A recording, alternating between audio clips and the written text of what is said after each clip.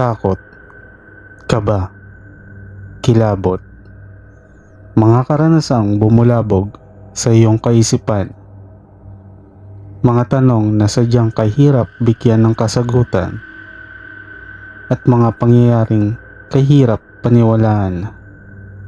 Sa episode na to, ating pakinggan ang mga storya ng ilan sa mga zoners natin na nakaranas ng kahindik-hindik na karanasan dito sa Jess Zone Spooky Files.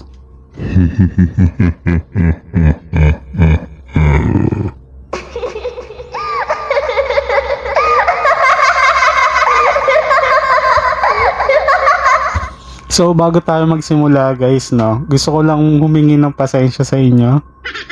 Humingi ng pasensya syempre dahil natagalan yung ika-4 na yugto ng Spooky Files.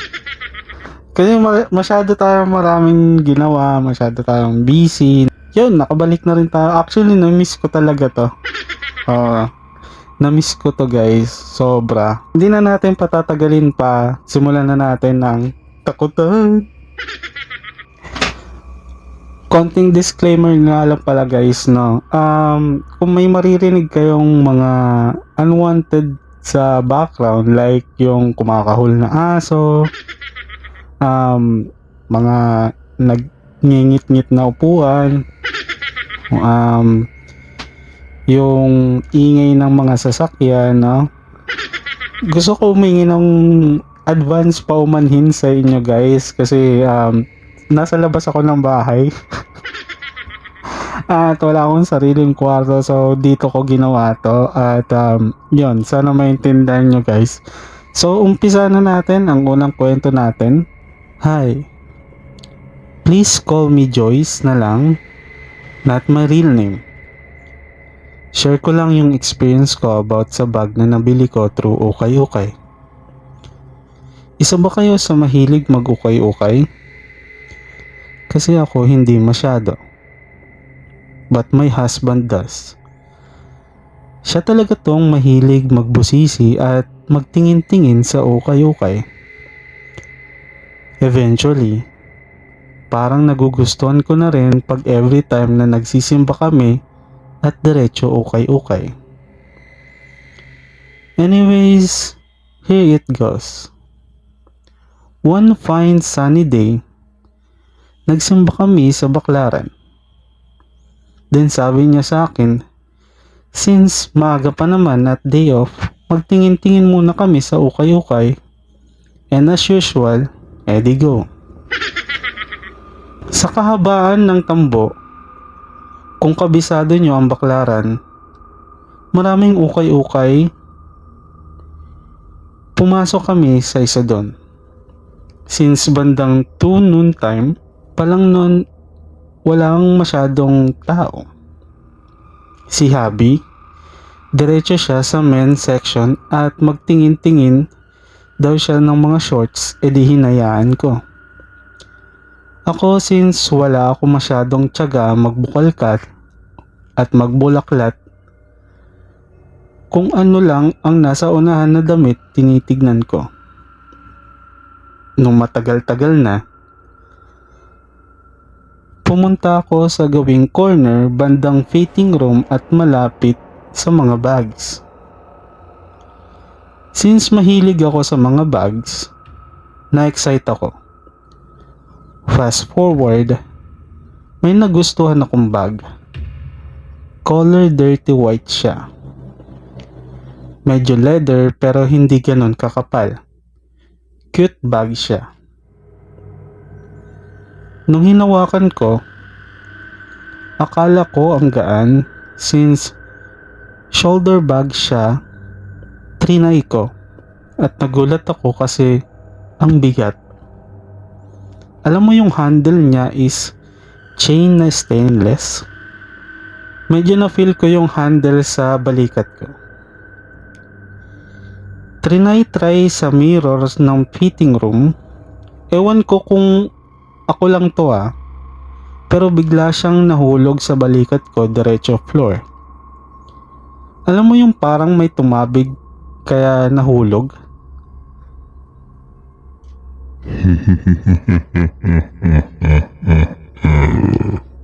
That time, unti lang ang tao at imposibleng may bumangga sa akin dahil makikita ko kung meron man. Pero since cute ang bag sa una, dinedma ko. Nung inopen ko ang bag, may 3 compartment kasi siya. Tas pati bulsa inopen ko. May nakita akong picture, but this time mas weird. Kasi ang picture is yung mismong bag lang nung bago pa siya at may nakahawak na kamay.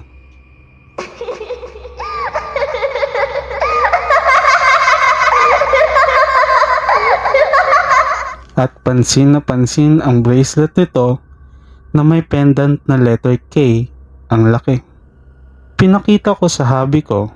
Sabi ko, ang cute ng bago, bilhin ko ha. Umuo naman siya. Tas sabi ko, look baby oh, may picture. Sabi ng hubby ko, may remembrance pa yung may-ari. Nung nagbayad na kami, dun sa cashier, sabi ko kay kuya na nagkakahera, kuya oh, naiwan sa bag. Nagulat si kuya, sabi niya, chine-check namin yan lahat, pati bulsa, tinatambol namin mga nakalagay bago ihang. Sabi ko na lang, yaan mo na kuya, baka nakaligtaan nyo lang. Napakamot siya. Nung pagka-uwi namin, tingnan ko ulit kasi nga na-excite ako. Nagulat ako kasi sa loob, ewan ko kung di ko napansin na, pero may stains ng blood. Unti lang naman, parang tumulo lang, pero since white siya, kitang kita.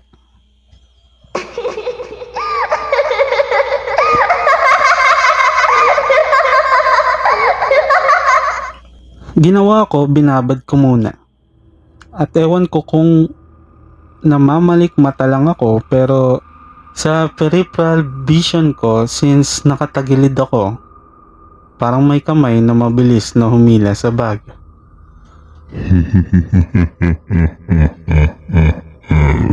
Seconds lang as in. Nung tumingin ulit ako sa bag, nagulat akong naka-open siya. Fast forward, nung nagsimba kami ulit sa Baklaran, sabi ni Habi, balik tayo doon sa pinag-ukay-ukayan natin.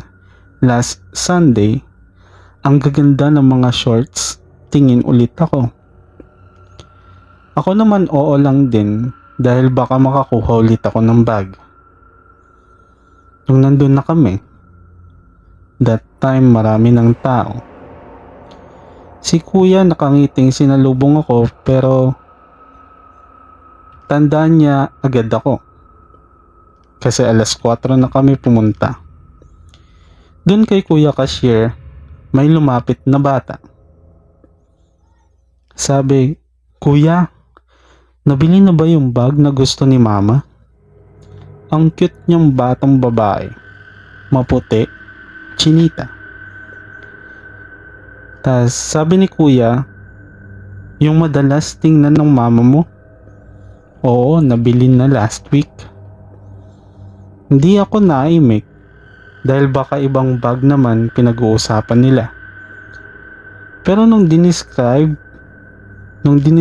ng bata, napatingin ako.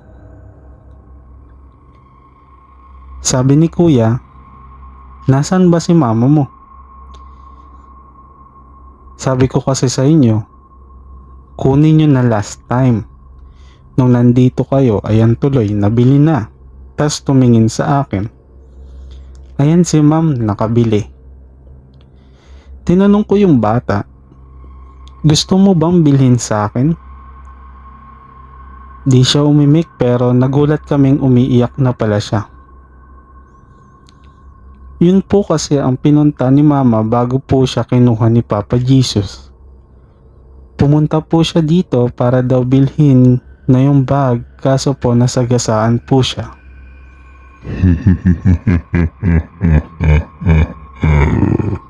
Diyos ko, kinilabutan ako ng naawa sa bata. Maging si kuya naawa at nagulat. Sabi ni kuya, "Condolence iha. Di ko alam na pumunta pala dito mama mo para bilhin. Kailan lang nawala si mama mo?" Sabi naman ng bata, "Last week lang po. Sunday po yun. Umalis si mama sa bahay para mga 2:00 po. Dun tumayo ang balahibo ko. At parang medyo nahilo ako at nagulat at unti-unting nag-flashback sa akin mga weird na nangyari nung time na bilhin ko yung bag."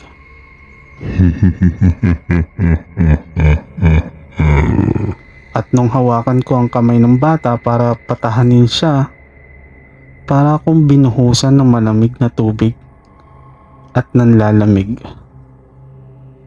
Yung bracelet sa kamay niya, same bracelet dun sa picture na may pendant na letter K.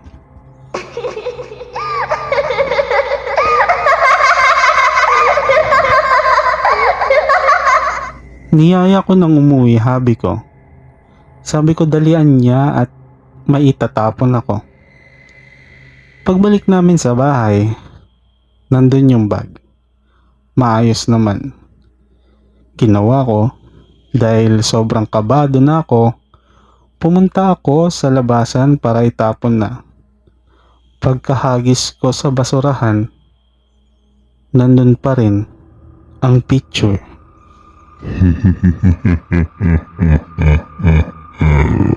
Thanks sa pagbabasa. Creepy, di ba? Kinikilabutan ako. Kinikilabutan ako. Pero at the same time, naiinitan ako kasi, sobrang close na itong pinaglalagyan ko ngayon. Para tong kulungan na walang bintana, tapos mainit siya as in. Tapos naka-mask pa ako, no? So, kung bubuksan ko kasi yung electric fan, ang ingay na ito, promise. Pero tiis ganda tayo, no? So, let's jump into next story for this episode. Hi, Spooky File. I just wanna share my ultimate experience. I am young people on a Baptist church somewhere in Visayas. Never pa ako naka-experience ng mga nabasa ko dito or anything related to paranormal or what, but I guess things twisted.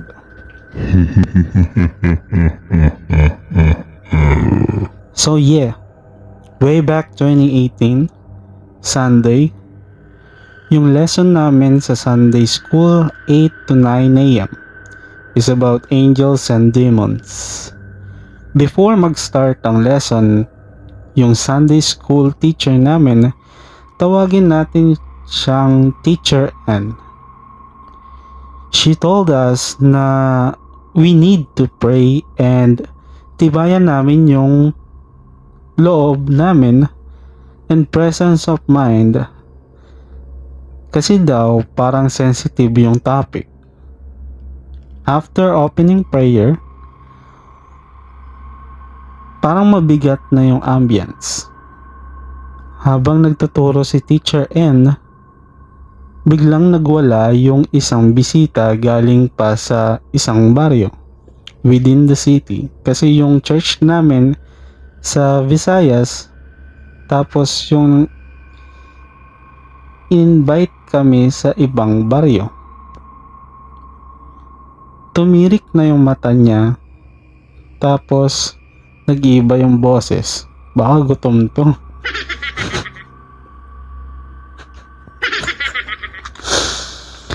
Okay, seryoso ah.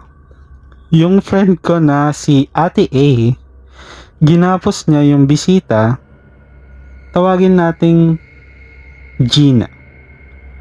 Malaki si Ate A, pero hindi kami makapaniwala na pati siya nakasubsob na. Grabe naman sa makalaki to sa kaibigan nito. Okay, balik tayo sa story. Yung ibang mga bisita umiyak na dahil sa takot at ako, ayun, nasubsob din sa whiteboard dahil natulak ni Gina.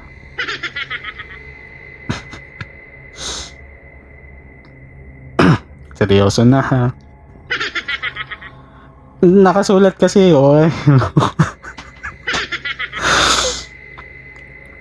Hindi naman masakit Sobra. Nanginginig rin ako. Hindi dahil sa takot kundi sa gigil. Nakasulat yan Kung alam mo matulak ko. Masubsob ka sa whiteboard Anyway, pinapuntaan na kami sa chapel, which is yung service na talaga nasama-sama kaming lahat. Pagkatapos ng kanta, nag-prepare na yung mga usher for the offering. Tahimik lahat nang tumayo si Gina kasi nasa gitna siya at tumawa ng boses lalaki.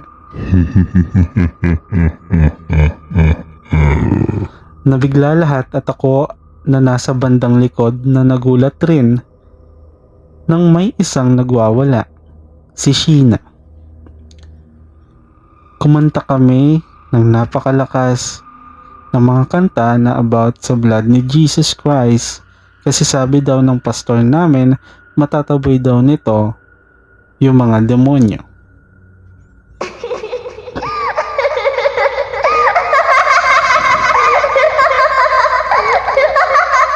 At nung papalakas na yung kanta namin, bigla na lang nawala ng malay sina Gina at Sheena. Kinuha muna si Sheena tas dinala sa isang room, tapos habang kinukuha nila si Gina, nagboses bata ito. Sabi ni Gina, ano daw? Wait lang Ito kasi nakasulat sabi ni Gina, hindi nyo pagkwa si manang ko Gina, na ang ibig sabihin, huwag nyong kunin si ate Gina ko.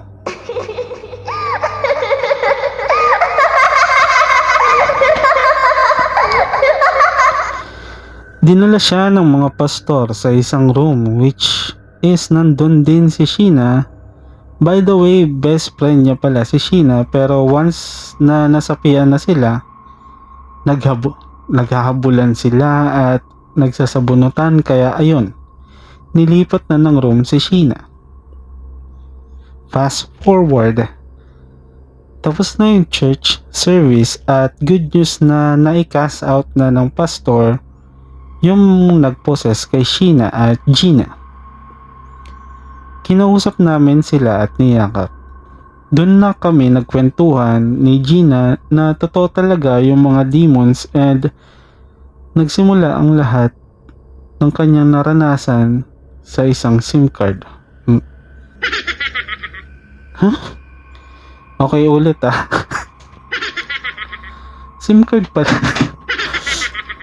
Babasahin ko kasi ito as it is. So, ang sabi niya kasi, nagsimula ang lahat ng kanyang naranasan sa isang SIM card sa likod ng kanilang paaralan. Ayan SIM card daw. Gusto niyo ba marinig ang kwento ni Gina at Sheena? Nakakakilabot. Nakalabas siya ng bahay nila sa isang maliit na butas gaya ng isang babasaging baso dahil makikipagkita daw siya. Paano kaya? Galing kay Rose. Actually, hindi ako natakot. Ewan ko kung sinadya niya ba to or hindi ko lang talaga naintindihan, no? But anyway, let's jump into our next story. This scary thing happened to me when I was 6 Hello Kaspooky File, I'm Aki and this is my story. Back 2009 when I was 6 years old, yung bahay kasi namin likod na siya, so bukid na, at yung bukid na yon kadiretsuhan papuntang cemetery.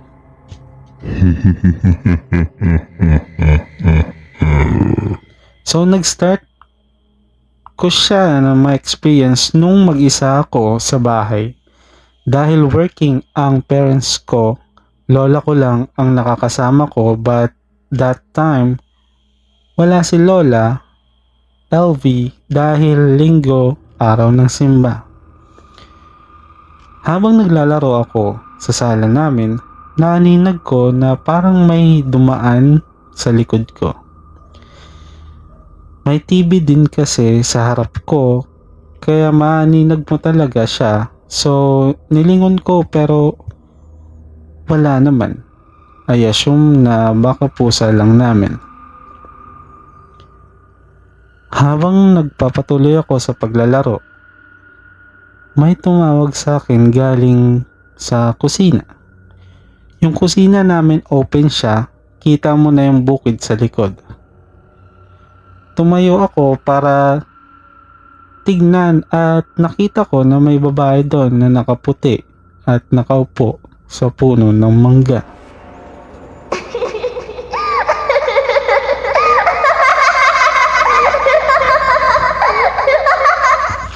Tinanong ko siya, bakit po?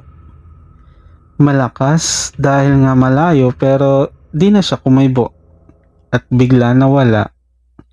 Napakamot ako sa ulo ko noon at bumalik sa loob para maglaro. Hindi ko na malaya na nakauwi na ang mga lola ko at ang mama ko dahil nakatulog ako. Nakita ko si mama na pinupunasan ako. Nilalagnat na pala ako. Kinabukasan, nasa kwarto lang ako magdamag nang may nakita kong babae na nakatalikod sa bintana. Umiiyak siya at tinawag niya akong anak.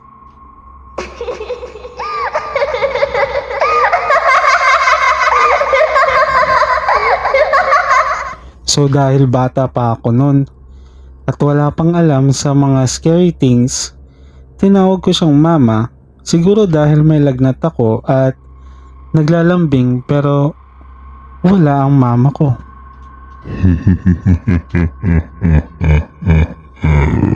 Dalawang linggo din ako di nawalan ng lagnat at sa buong linggo nandun lang din siya sa bintana hanggang sa nagsalita siya uli. Sama ka na kay mama. Malungkot mag-isa si mama.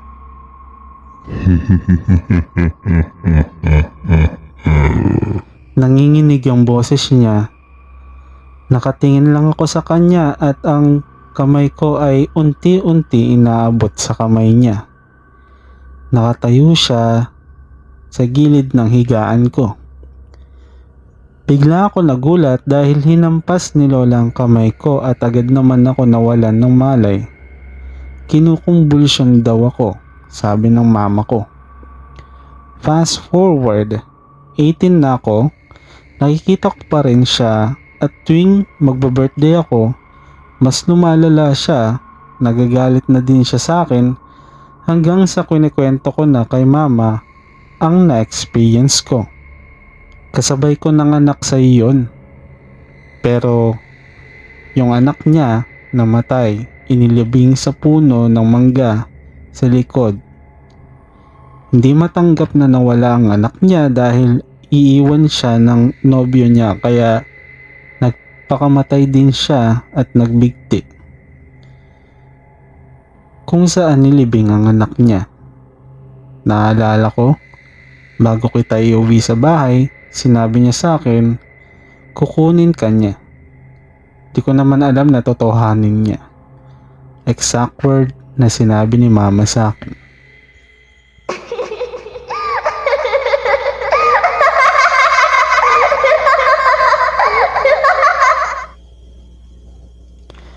Ngayon Ngayon 20 na ako. Nakikita ko pa rin siya pero di ko pinahalata dahil sabi ng albularyo, hanggang alam niya na nakikita ko siya, di niya ako titigilan. Yun lang. Salamat. Let's jump into our next story. Not a personal experience but my mom's. Pandemic nung time na to. So, my family decided to stay muna dun sa bahay ng relative namin para sama-sama lang kami. Malaki yung bahay tapos tahimik kasi exclusive subdivision. Wow, yaman. Marami na kami nararamdaman dito sa bahay na ito, tulad nung one time na naghuhugas ako ng plato tapos tinanong ako ni Lola, yung malabong mata, na nasa dining table kung sino daw ang nasa kabilang side ng kusina kahit wala naman talaga. Pero medyo nasanay na rin kami, so ang ikukwento ko ay yung experience ng mama ko. One time, naglalaba yung si mama sa laundry area, which is sa gilid ng bahay. Then may nakita siya sa peripheral vision na black na tumalon sa pader papunta doon sa katabing bahay. Mataas yung pader, 7 to 8 feet yung taas nung nakapaligid na pader sa bahay na yon. Akala ni mama nung una pusa lang. Tapos, nung nagsampay na siya, may tumalon na bata from the other side ng pader tapos nakatingin kay mama na ulo lang ang kita.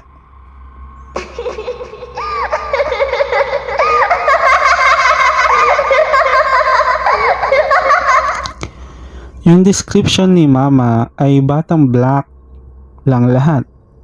Black ang mga mata, like black talaga lahat. Biglang pumasok si mama sa loob tapos takot na takot. Tapos tinry namin na tumalon if kaya ba naming maabot yung pader. Hindi talaga. Since then, di na siya naglaba dun. From a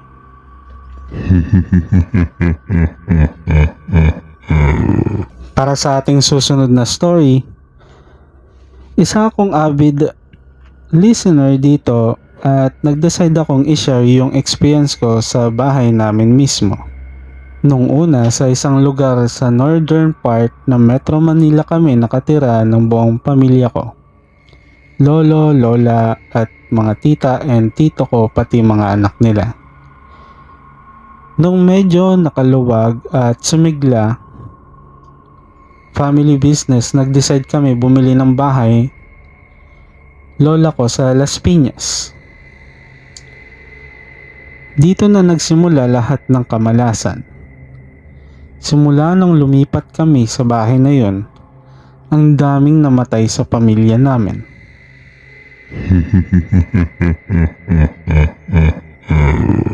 Pati yung family business namin ay bumabagsak. Ang dami din problema na dumating sa pamilya namin. Sa bahay na binawian ng buhay lolo ko, dalawa na lola ko at tito ko. Dun sila mismo binawian nung buhay sa loob ng bahay. Dead on arrival lagi sa ospital.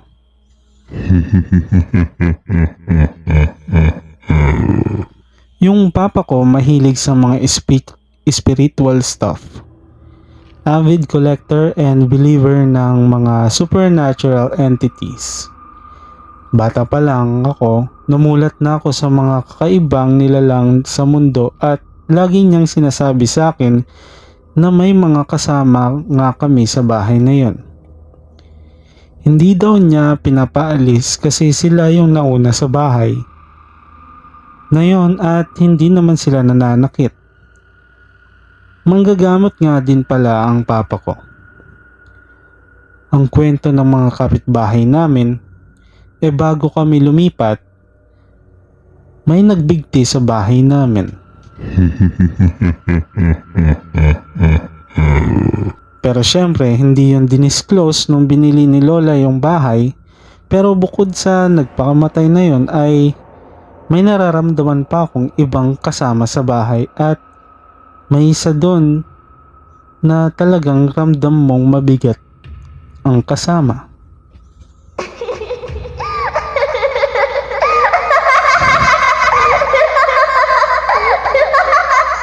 Sa third floor namin, which is sampayan ng mga damit, tuwing umaakyat ako doon, ramdam kong hindi ako nag-iisa.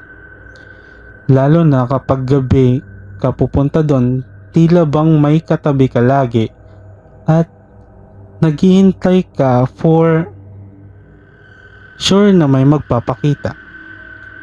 Laging tumatayo balahibo ko doon pag andun ako.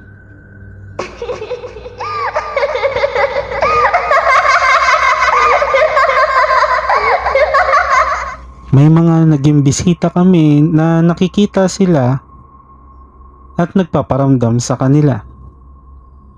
May isang babae kaming binisita na nakitulog sa bahay at pagdilat daw niya ng kanyang mata, may nakitang malapit sa mukha niya at nakatitig lang sa kanya. Simula nun ay hindi na siya ulit pumunta sa bahay namin.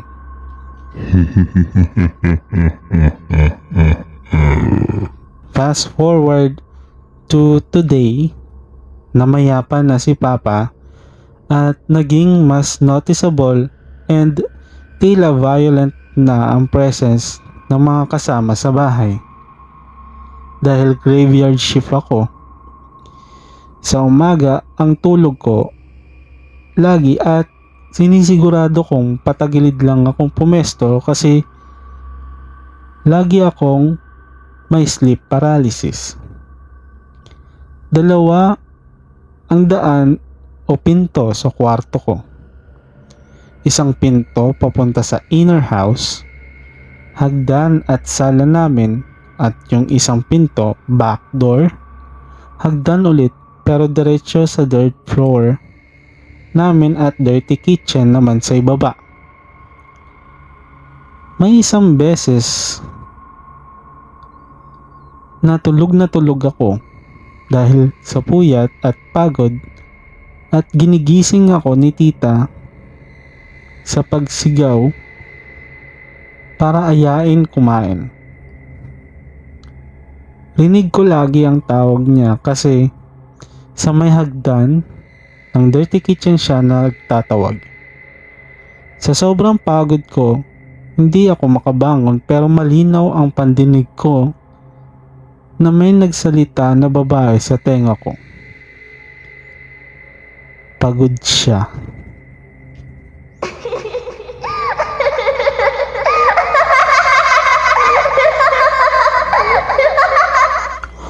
Umulit pa pero malinaw pero mas malayo. Pagod siya. Yung tono ng boses, yung para bang mocking, patawan na may masamang balak. Nagtayuan ang mga balahibo ko at bumilis kabog ng puso ko. Pero hindi ko binuksan mata ko dahil baka may makita akong hindi ko gusto. Pinilit kong pakalmahin yung sarili ko at eventually nakatulog ulit.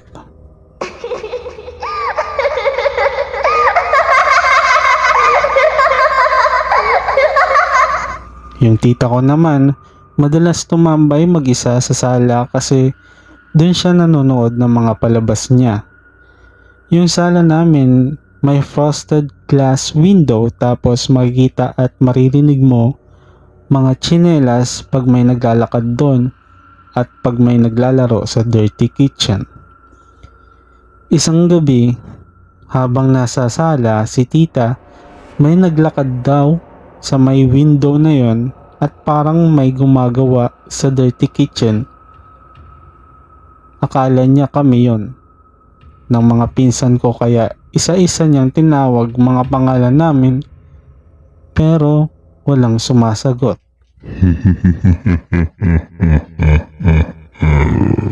Madami pa kaming experience sa bahay na yun. Hindi ko na maisa-isa. Yan ang pinaka nagpatayo ng balahibo ko. Ngayon, umalis na ako sa bahay na yon at live-in kami ng partner ko kasi di ko na kaya yung bigat na dala ng bahay na yon. From SS.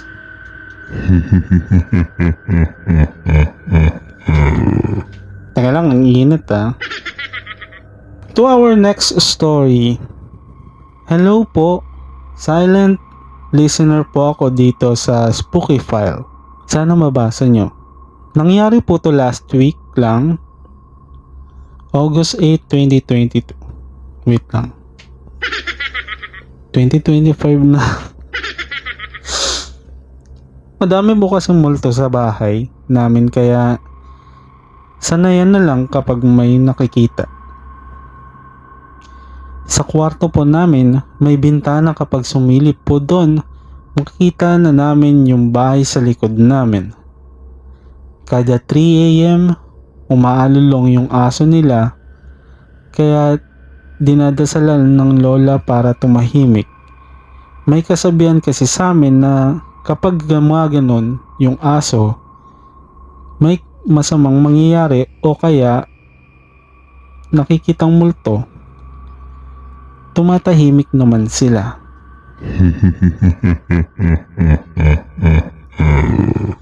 Nung araw na yon, maaga ako natulog, 8 PM. Nakatulog na ako kaya expected ko nang magigising akong madaling araw. Nalimpungatan ako pero hindi ko na chinek yung oras kasi babalik na sana ako agad sa pagtulog para hindi mawala antok ko. Biglang umalulong yung mga aso kaya kahit nakasara na mga mata ko, nagdadasal ako pero sa utak ko lang. Bigla silang nanahimik. Nagulat ako as in pagtapos ng dasal ko, nanahimik sila as in complete silence lang. Napamulat ako agad bigla. Lumamig pero hindi ko inisip kasi nakatapat ako sa aircon. Kaya di na ako nag-isip ng kung ano-ano pa. Noong makabalik na ako sa pagtulog, nanaginip ako nakahiga daw ako kung paano ako natulog pero may humahaplos sa buhok ko.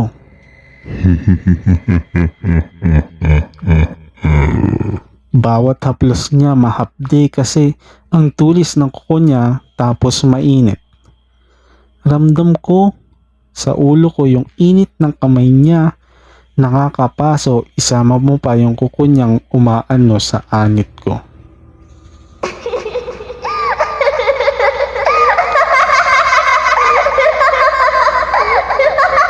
Kahit nananaginip ako, pakiramdam ko, totoo yung nangyayari kasi yung takot ramdam ko. Ayaw ko imulat yung mata ko pero masakit kasi ginagawa niya.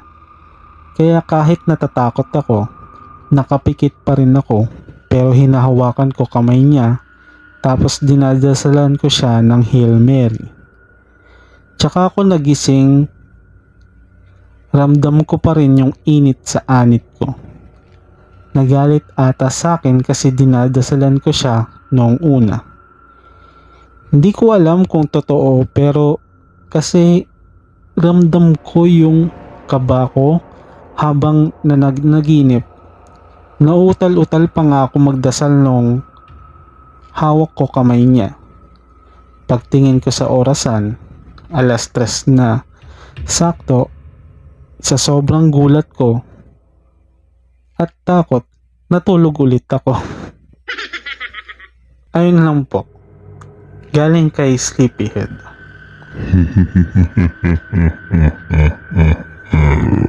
Yo guys, kung meron kayong mga spooky stories, pwede nyo isend sa akin dito sa TikTok, Just on TikTok. Pwede nyo rin sa akin message sa Facebook, sa aking Facebook page, Jason page. And also, para marinig nyo yung story o mga bagong story ng Spooky File, subscribe kayo sa aking channel, Jason YT. Yun lang, and let's jump into our next story. Hi! Share ko lang yung experience ko since I was working in COVID ward since the pandemic started until now. Alam namin kung gaano karaming kinuhang buhay ang COVID during pandemic. So ito na nga, every time na duty kami, halos araw-araw, toxic.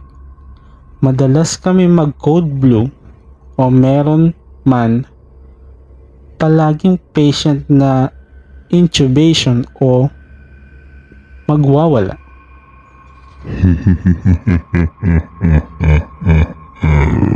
Sa mga patients namin, every time na nagra-rounds kami, palagi naman sila nakakwentuhan since sila nga lang palagi mag-isa sa room at bawal talaga ang bantay para kahit papano maibsan naman yung mga kalungkutan nila bukod sa hirap na pinapadanas ng COVID sa kanila. May pasyente kami na naka-high flow. Yung pasyente namin na yon, every 30 minutes to 1 hour ang pagpapalitan ng oxygen niya, kaya maya't maya kami nasa room niya. Kada papasok ako, tila sa taas lang siya palagi nakatingin, tulala at dilat na dilat, hindi na masyadong nagsasalita yung pasyente na yon. Pero nung inayos namin, bigla siyang nagsalita. Sino ba yung nakaitim sa taas?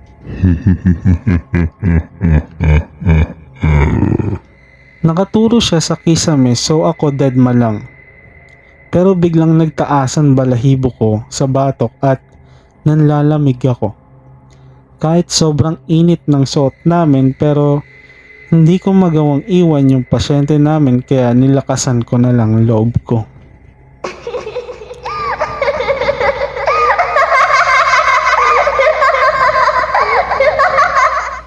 One time, nag-rounds pa ako ng madaling araw kasi every hour ang vital signs ng pasyente.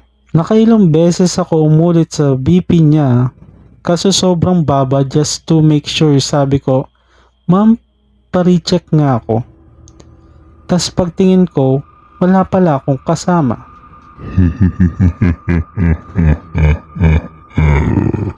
Pero kitang-kita ko na may nakasunod sa akin at nakatayo sa harap ko na naka-isolation gown rin katulad ng suot ko. Nagtaka pa kami na pagpasok namin sa isang pasyente, "Ma'am, every hour ba kayo pumapasok pag madaling araw?" Sagot ko, "Ay hindi sir, 4 hour lang po ang monitoring sa inyo." Sabi niya, "May pumapasok kasi dito nakaputi, nakasuot pang nurse at ginagalaw yung IV fluids ko." Finast drip yung IV ko. Ang sabi ko na lang, naka isang nurse po yun. Pero napaka-imposible.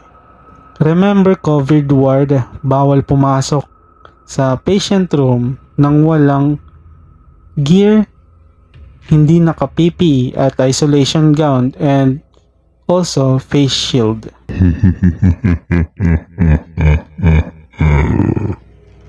Then one morning, yung kawork ko, nakita yung isang katrabaho namin sa doffing area, nag-aayos ng mga face mask, ang isolation gown and boxes. Nagtataka siya bakit hindi pa siya pinapansin. Hindi naman ganun yun, so deadma na lang siya at iniisip niya baka wala sa mood. Tas paglabas niya ng kwarto, nakita niya ka-work namin na papasok pa lang at bigla siyang nagpunta ulit doon pa lang at nagpunta ulit doon sabay nawala na hanggang sa kinagabihan namin duty naman na nasa medroom kami. While yung katrabaho namin kakapasok lang tas binati kami. Lahat nagtaka. Ako, may binati siya, kawork namin na wala naman doon. Tas maya maya, nakita yung isang nurse, sabi, "Ay, night ka ma'am, kapalitan mo si Ma'am R." E di nagulat ako. Sabi ko, ha? Off nun. Hindi nakita kanina katabi mo, ngumiti pa nga sa akin eh. Dali-dali kong chinat yung kawork ko na nakita namin yung doppelganger niya sa ward. Sa elevator naman namin, madalas ito tumigil sa pag-ooperate, nachitsyempo pa na may nakasakay. One time, yung kawork ko naman na-stuck doon mag-isa. Pinipindot niya yung alarm ng elevator pero wala pa rin umaaksyon. Parang tila bigla raw tumigil ang mundo. Sobrang tahimik. Wala siyang marinig na kahit ano, kahit umaga pa lang nun. Maya-maya, biglang kumurap yung ilaw sa loob at biglang namatay. Nanginginig raw siya kasi parang biglang may humahawak sa likod niya at nagsasalita. Naiiyak na lang siya, sobrang takot. Halos 1 hour siyang na-stuck sa elevator hanggang sa narinig na siyang salita, "May tao ba dyan?" Doon siya nagsisigaw at lalong naiyak.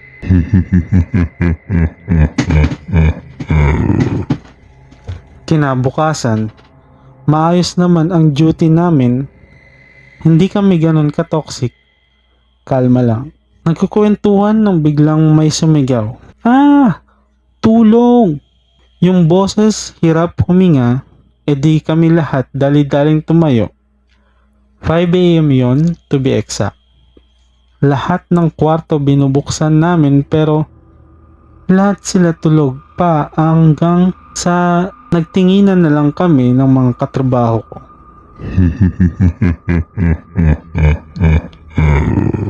Bumalik na lang kami sa amid room. Oras na ng pagra-rounds namin, nagsuot na ako ng gear namin hanggang sa naglakad ako sa hallway nang may tumawag sa akin. Nurse, ma'am." Bigla akong napatigil pero di ako makalingon kasi yung boses nanggagaling sa paligid ko, as in sobrang lapit.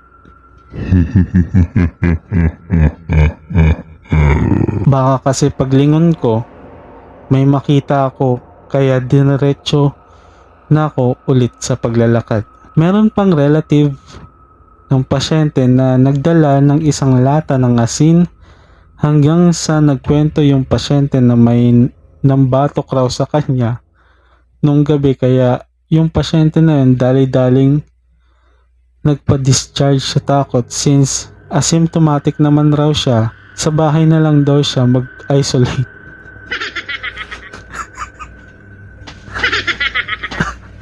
Tawa, pinatukan kasi siya. Okay. Horror kasi ito, di ba? Doon pa rin mismo sa room na yon, may pasyente kami na palagi nakababa yung blinds at nakapatay ang ilaw kahit ba umaga.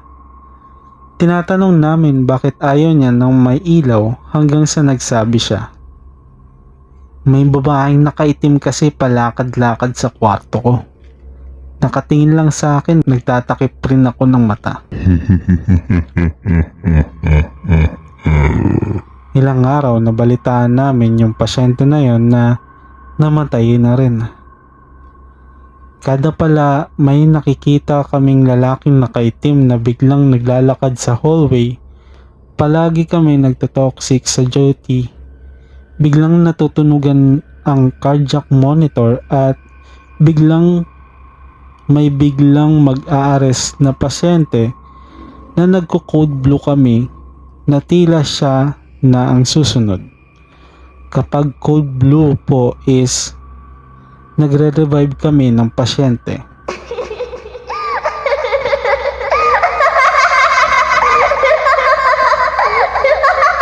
Same day, nung madaling araw naman, medyo kalma na kami.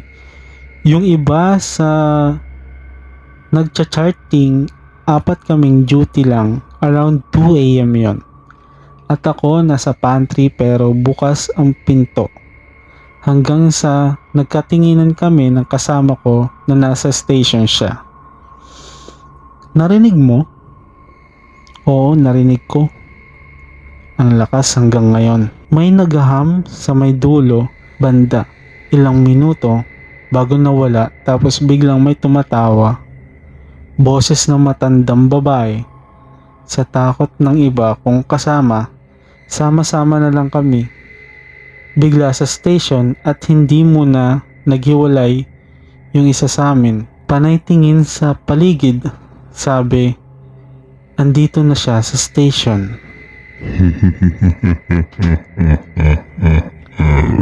Ako naman, biglang nanlamig ng sobra at taasan balahibo ko. Hanggang yung takip ng basurahan sa medroom, biglang natanggal. Napaka-imposible. Kasi nakasara ng maayos yon unless kung may hawak, di ba? Ay, hindi ko po alam. Bahala po kayo. Bahala po kayo dyan. Hindi ko po alam yan. Ayun lang, napakarami pa namang kababalagang naranasan hanggang ngayon sa ward namin.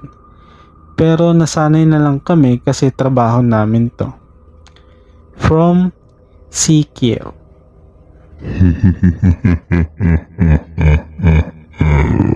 To our next story, hindi siya nakakatakot. Gusto ko lang i-share yung experience. Share ko yung experience. Before we start, i-share ko lang. Bali 3 kaming magkakapatid at medyo di kami masyadong nakakaramdam ng spirits or nakakakita ng hindi taga dito. Kasi lola ko is taga Iloilo at may relatives daw kami na babaylan. So nung maliliit pa kami, parang binibigyan nila ng damit namin yung mga babaylan para daw dasalan para di kami maengkanto or makaramdam ng something, which is effective. Yung sinasabi nila na taas dungan kayong 3 in Ilonggo, which is true. We barely get scared or feel something. They also sold me for 1 peso when I was young to our neighbor kasi daw sakitin ako at pabalik-balik ng hospital to the extent na sa noo ko daw ako na IV. But for me, after following and reading stories on this, makes me scared that I start sleeping na nung lamp is naka-on. Usually totally dark yung room ko. To start, year 1989 or 1990, 2 pa lang kami ng kapatid ko. Hindi ko to makakalimutan kahit ilang dekada na ang nakararaan. Kasi first time ko nakita si mama na humawak ng itak. One night, bigla kaming pinapasok ni mama at katulong namin sa aparador kasi daw delikado. Nalaman ko na lang sa katulong na lumabas si mama ng bahay na may dalang itak at nagmumura sa harap ng bahay. Naharapin siya at kung takot naman daw yung taong yun is wag nang bumalik kasi handa si mama maging kriminal. Grabe, no? Naabutan siya ni Papa na nagsisigaw sa labas kasi kakagaling lang ng work kasi out niya is midnight. Kinukwento ni Mama kay Papa na may narinig daw silang tik-tik.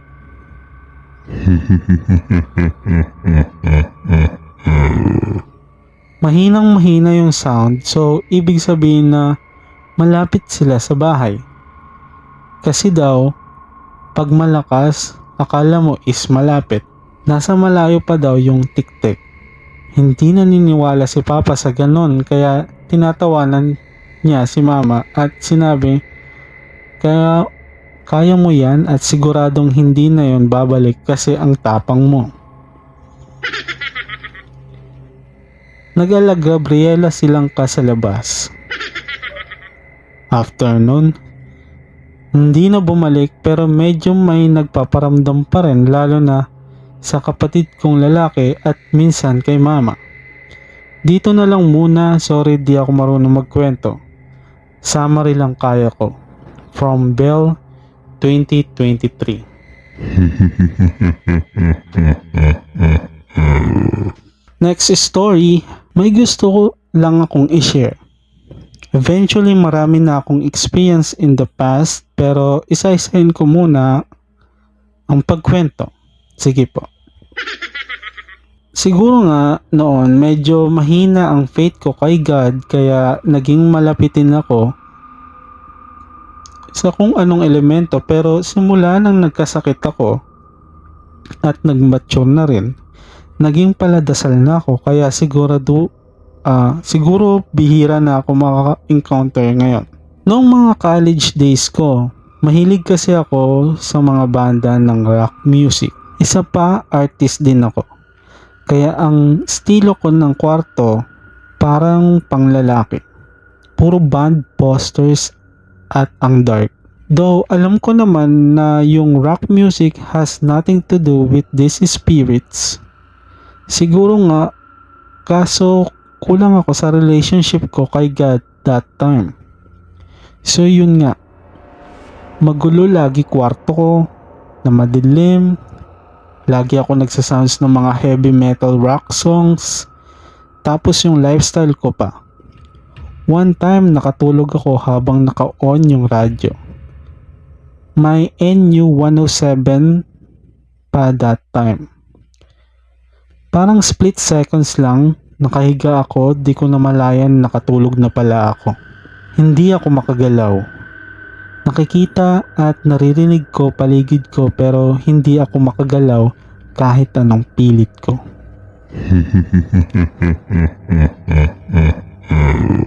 Nagpanik na ako kasi di ko alam anong nangyayari. Para akong binabangungot na ewan. Sinusubukan ko sumigaw pero ungol lang lumalabas sa bibig ko. Nakagalaw ako ng konti. Natabig ko yung mga cassette tapes ko na nasa bedside table ko. That time, naririnig ko nanay at tatay ko sa baba nagising na kasi mamamalengke sila sa madaling araw para sa tindahan namin. Narinig nila yung kalabog ko kaya sumigaw mama ko na, "Anak, gising ka pa? Anong oras na? Patay mo na yung radyo mo." Pero hindi siya nag-bother, silipin ako sa kwarto. Pero ako nasa ganong state pa rin. Nakagalaw ako ng konti pero bumalik na naman yung bangungot ko. Pagtingin ko sa dulo ng paanan ko, may gwapong lalaki na nakatitig sa akin. Naol gwapo, no? Naol.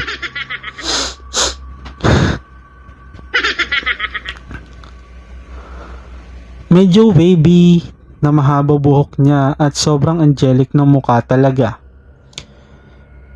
Mukha siyang tisoy. Nakaload siya sa paanan ko at nakatitig sa akin.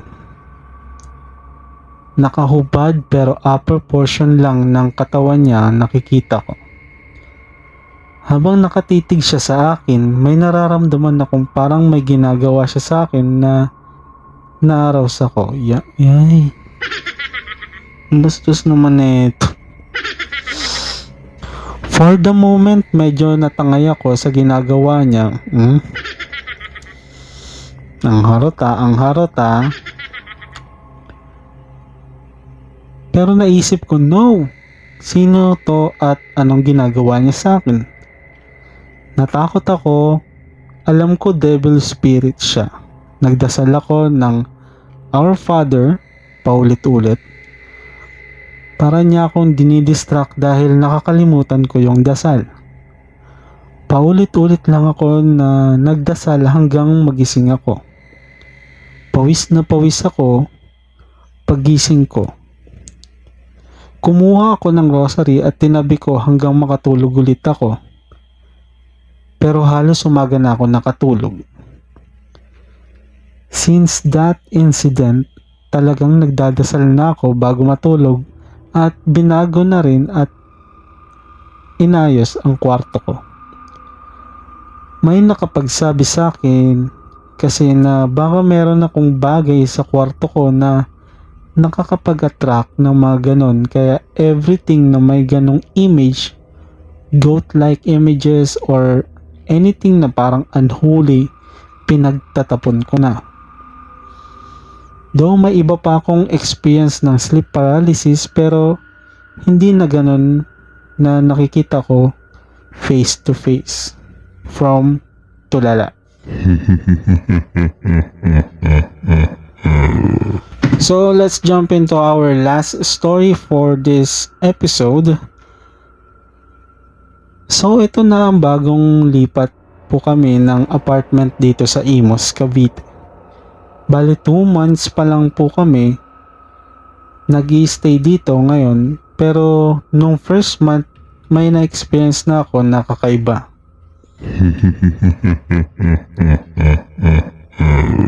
May kasama kami dito na friend namin na nagkukwarto sa pangalawang room. Bali 2 rooms lang to, then madalas kasi sila mag-away, as in malala ang away. Like may layas factor talagang nangyayari. Ito yung mga ito yung usually na away ng jowa na maglalayas pero nagpapahabol lang talaga. Okay, balik na tayo sa kwento. One time, kakatapos lang nila mag-away.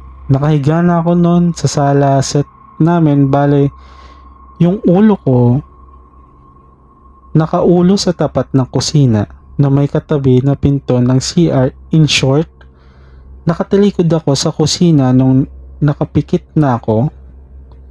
May nasisense ako na shadow figure sa bandang uluhan ko na parang may dumadaan-daan pabalik-balik.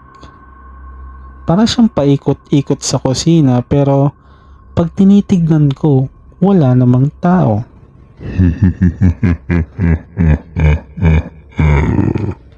Kasi yung friend namin na magjowa, nasa loob na yun ng room nila at natutulog na. Then yung partner ko at mama niya nasa room din. Kaya nakakapagtaka kung bakit may iba pang tao na naglalakad sa kusina.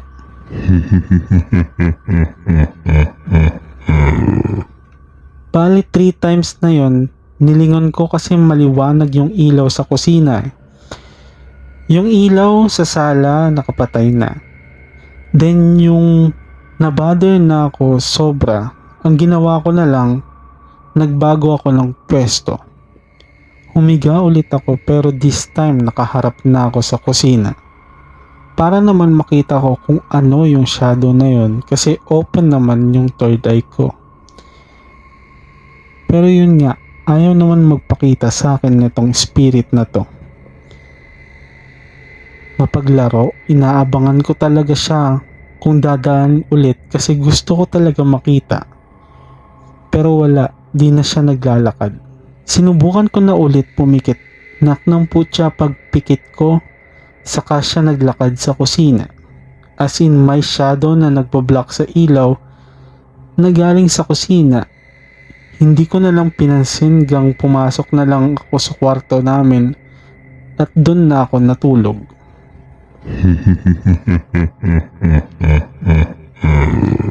And ito naman, second experience.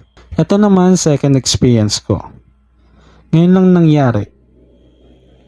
Nakaupo ako kanina sa set, ulit tanghali to 1:15 PM after lunch. Nakita ko na parang may nakasilip sa bandang kusina na malapit nga sa pinto ng CR. Pero nakikita ko lang siya sa gilid ng mata ko. Basta parang may taong nakatayo o nakasilip pero di ko lang binibigyan ng pansin. Then tumabi sa akin yung mama ng jowa ko, tapos tumayo ako. Tinapatan ko siya ng electric fan. Sabi ko, "Mao, matulog ka muna dyan." Pagtayo ko nun, pumunta agad ako ng CR para umihi. Then sinara ko yung pinto at nilock, pero habang umihi ako, biglang may kumakatok na malakas na para bang ihing-ihi or need gumamit ng CR.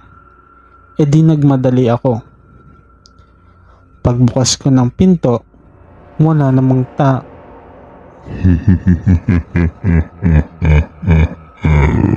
Tapos pagtanong ko kay mama, sabi ko, "Ma, ikaw po ba yung nakatok sa CR ng malakas?"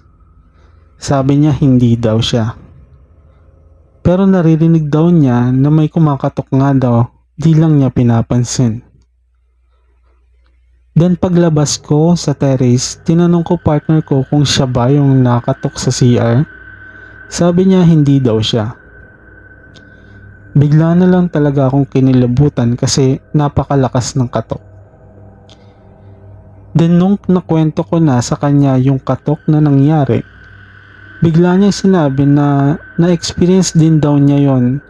May kumakatok daw talaga minsan at akala din na ako daw or si mama ang nakatok. Kaya pala minsan naririnig ko na may sumisigaw sa loob ng CR at sinasabi na saglit.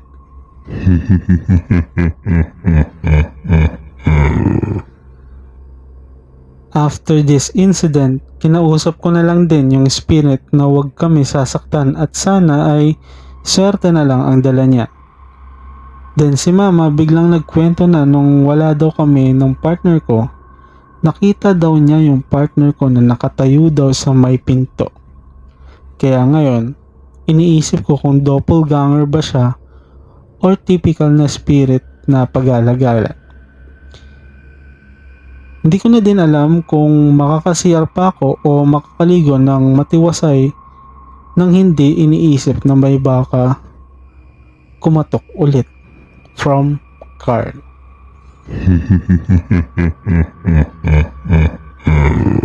Ayan guys, maraming salamat sa pagsama sa akin yung episode ng Spooky File. And this is not usual na ginagawa ko na nag-video ako na nakikita nyo ako dito, no? Hindi ito usual na ginagawa ko kasi yung first 3 episode natin is puro background kemi mga subtitles sa baba, no? Hindi siya usual. Ngayon lang ako lakas loob na mag video ng ganito pero may maskara, no? Angas, di ba? Ngayon lang kasi dumaan yung ngayon lang kasi na-deliver yung maskara eh. Kaya tapos kinulay-kulayan ko pa. So yan, para hindi na rin ako mahirapan mag-edit. Yun, kaya siguro ito na yung magiging new normal ng ating episode na may kita nyo ako nagsasalita tapos ganyan. At yun, maraming salamat. And syempre, huwag natin kalimutan yung shoutout. So, kayo guys, kung gusto nyo magpa-shoutout, comment lang kayo sa baba. Then, sa next episode, babasahin natin yan. So, yung mga babatiin ko ngayon is si Mario Luigi Cruz, Badet, at yung anak nilang si Kiro. And shoutout din kay Denise Marcos at sa Bebe Loves niya na si Renz. And also kay MJ at sa Bebe Loves niya. And kay Joseph at kay Siopaw. And sa mga nakikinig sa akin, shoutout po sa inyo. And see you on the next episode guys. Maraming salamat.